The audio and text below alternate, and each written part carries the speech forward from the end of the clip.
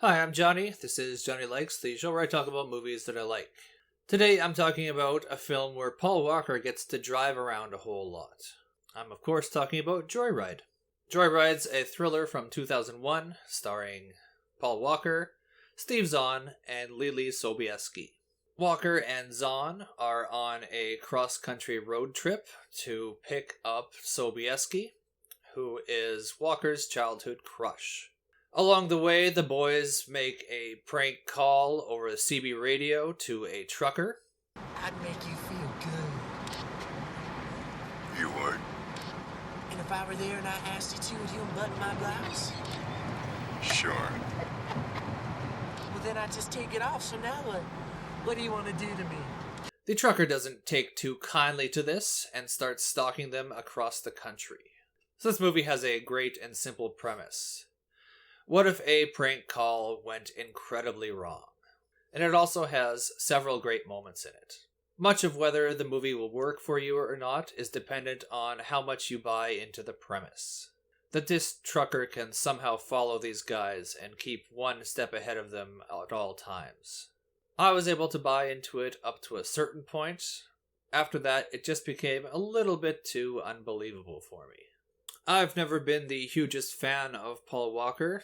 I always find him to be completely forgettable and interchangeable with other actors. It's too bad that he had such an early demise, but I can't pretend that I found him to be anything special talent-wise. With that said, I think that he did a pretty good job here, and had a couple genuinely good acting moments. First moment I really liked is when Zahn is calling him out seemingly beat for beat with his situation with Sobieski. Look, we're just friends, okay? Okay, you're not fucking her, but you want to. You don't know what you're talking about. Oh, I don't? I don't know what I'm talking about? And he drives them into the ditch. You're still playing the neutered boyfriend who's like always there for her because you're nice. Whoa, whoa, whoa. Road! What are you doing? Whoa!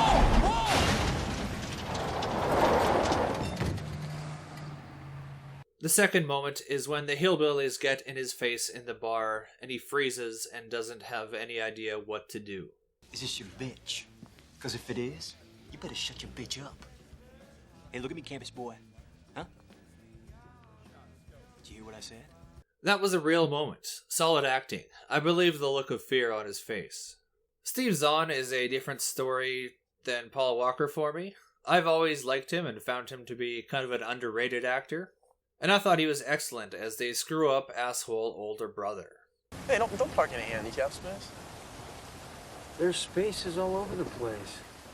Yeah, I know, that's my point. Dude, I'm gonna gimp it. I'm not just gonna run in there. If this movie was released today, I would call it ... and find out. Because that's exactly what happens. Zahn messes around and finds out. And he can't seem to admit any sort of wrongdoing or responsibility for any of his actions. Like, when he sees how hot that Sobieski actually is, you can see in his face that he's immediately making a plan to try and sleep with her, even though he knows that his brother is hopelessly in love with her. He's just that kind of douche. He just can't help himself because he's just such an asshole. And you know that he's just rationalizing it in his head that it would either be Walker or Sobieski's fault if he did end up sleeping with her. Speaking of Sobieski, she is fine here. She didn't get a lot to do, but what she did do, I did like. I think sometimes people don't know what they're doing, you know? They don't think what they say or how they act can really affect anyone. Well, that's a lesson your friends are just gonna have to learn the hard way. Ted Levine, as the voice of Rusty Nail, was also excellent. Although I did kind of expect him to say something about lotion in a basket. I hadn't watched this movie since its initial release. And when I was watching the credits, I was surprised to see that J.J. Abrams was a co-writer and some sort of producer on this one. It makes perfect sense, though. He's great with concepts and ideas, but he almost always cocks up the conclusion. He co-wrote this with a guy named Clay Tarver, whose only other notable credit was as a producer on Silicon Valley. My speculation here is that Abrams was probably responsible for the idea and some of the story, while Tarver was probably responsible for dialogue and the characters. That's just pure speculation, though. And I'm not like an Abrams hater by any means. I think that he actually does come up with really interesting and good concepts, ideas, and scenes. But he has trouble with the follow-through and the conclusion. So spoiler time, you can jump to the timestamp to avoid any spoilage. So the follow-through was the problem with this movie as well. The first, 30 to 40 minutes, they're very well done, and I found myself drawn in. When they were in the motel, listening to the wall with Rusty Nail savaging the man next door. That was weird. You know what I think? I think someone might have gotten hurt. That was an excellent and creepy scene. The sense of dread is palpable, and you can see it on both men's faces as they realize that this guy might not be alright. In fact, he really might not be alright. As soon as the cops showed up the next day and are questioning Zahn and Walker, I got that sinking feeling in my gut. You know, the one where something bad has happened? This feeling is only enhanced and reinforced as the guys visit the hospital and see that the guy next door has had his jaw ripped off. Up to that point, the film is very effective and even believable. It's after this point, when Rusty Nail starts to stalk the boys, that I started to not buy it. There were still some great moments. Part of my mind was just not able to logically accept that Rusty Nail was able to just keep one step ahead of them and keep on following them. So the other great moments that I haven't mentioned yet are when they are running out of gas and just make it to a gas station. And they think Rusty Nail is in the store with Walker, and they take off in a hurry, and they're being followed by him. Then they panic, and they find themselves at a dead end with the guy right behind them. And he walks up to their window. I said, Lewis, stay the fuck back, man! We got a gun! And I got a MasterCard.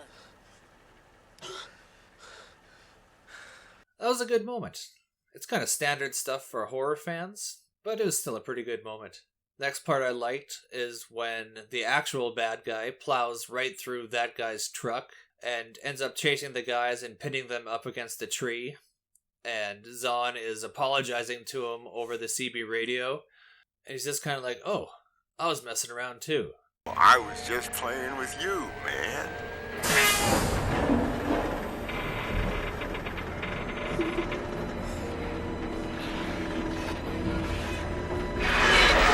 That was great. And the last thing in the movie that I really liked was when they're driving down the highway and they see the spray-painted sign saying, "Look in the trunk," and they pull over and you can see a point of view from the trunk as they open it. Our crew is just flooded with red light and we don't know what they're seeing in the trunk.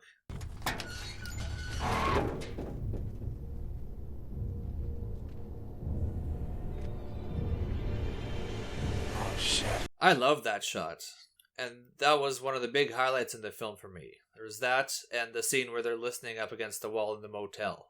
Now the not-so-great stuff. Like, how is Rusty Nail tracking these guys? How does he learn so much about them? And how does he predict their every next move? None of that seemed kind of believable to me. And really none of the stuff that happens after the incident at the hotel, or maybe the part where they're pinned up against the tree, is even remotely believable to me. All of a sudden, Rusty Nail turns from this slow-witted hick into this all-knowing psychopath that can predict their every move. That's when the movie really lost me, and my suspended belief came crashing down to earth. I found it was the believability issue that was the movie's biggest downfall. Even if the story and events draw you in, and you're captivated by what's happening to the characters, part of you has to know that this is insanity and could never actually happen. I found the ending to also be pretty messy. The part where the cops bust down the motel door, and Walker is on the ground with a restrained Sobieski, and he's just like, "Don't shoot, don't shoot!" And he gets up and runs out the back of the motel. Back on the ground! Get on the ground! Don't you shoot! Don't shoot! Stay with the girl! I actually laughed out loud as to how unbelievable that was. Like, white privilege or not, that guy's getting shot. So I thought that there was enough in this movie to like to give it a pass, even if it lost me after a certain point. I was still left with an overall pleasant impression of the film, and I'm going to give it a 3 out of 5. So if you like this and want to check out some other similar, in my opinion, better stuff, I would check out Breakdown. It's with Kurt Russell. Check out The Hitcher. That one is great with Rutger Hauer. And check out The Vanishing. That's an excellent thriller. It's a remake of a, I think, Dutch film, which I've never seen the original, but I like that one. Yeah, check out The Vanishing. It's really good. So what did you guys think of Joyride? What do you want to see me talk about next? You can let me know in the comments, and if you could do me a favor and like and subscribe, that would be great. It is quick, free, and relatively painless. Plus, it really helps me out. Thanks for watching me talk about movies for a little bit, and you can tune in next time to see what else Johnny likes.